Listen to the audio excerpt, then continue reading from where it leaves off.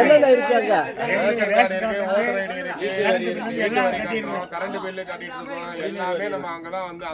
சரி, அவங்க ஏதாவது உங்ககிட்ட பேரம் பேசினாங்களா? இழப்பீடு ஏதாவது கொடுத்தாங்களா? எதுவுமே கொடுக்கல. இத வந்து 50 லட்சம் கொடுக்குறாங்க, வாங்கிட்டு போக வேண்டியதுன்னா அதான் நான் சொன்னேன்.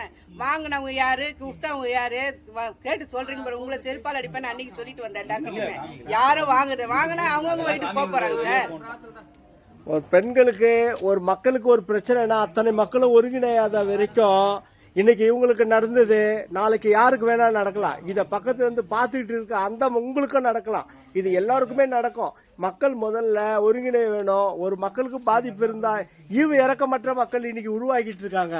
இது வந்து ஒரு மிகப்பெரிய ஒரு தவறு. இது எவ்வளவு பெரிய சமூகம் வந்து மாற்றம் தேவை. ஆனால் அறிவியல் வளர்ச்சி வளர்ந்துடுச்சே தவிர இந்த இறக்க குணங்கள்லாம் செத்து போச்சு போல இருக்கு. முன்னெல்லாம் யாருக்காவது ஒரு பாதிப்பு போச்சு ஏன்னு கேளுங்க.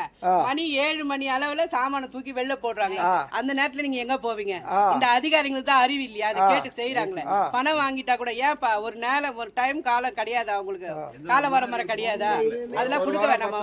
டைம் கொடுங்க, டைம் கொடுத்து எங்களை வந்து நாங்க காலி பண்ணல அப்படின்னு சொன்னா எங்க பக்கம் வந்து நீங்க வந்து குறை சொல்லலாம். அதெல்லாம் இல்ல. இன்னைக்கே நீங்க வந்து காலி பண்ணணும்னு சொல்லி அடாவடியா வந்து எங்களை வந்து அராஜகம் பண்ணி எல்லாரும் வந்து வெளியே வந்து எதுவுமே எங்களை இது பண்ணவே வெளியே போ நெத்தி அடிச்சாங்க.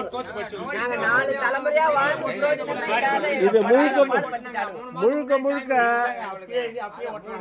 இது வந்து மிகப்பெரிய வன்முறை. இது எளிய வன்முறை இல்ல. சொந்த நாட்டுக்குள்ளவே சொந்த மக்களையே அகதிகளாக்குறது இது எவ்வளவு பெரிய ஒரு வன்முறைன்றதை நம்ம பார்க்கணும். ஆட்சி மாறத்துக்குள்ள பண்ணணும். இந்த டிஎம்கே காரங்க பண்ண இதுதான் சூழ்ச்சி தான் எவ்வளவோ எங்களுக்கு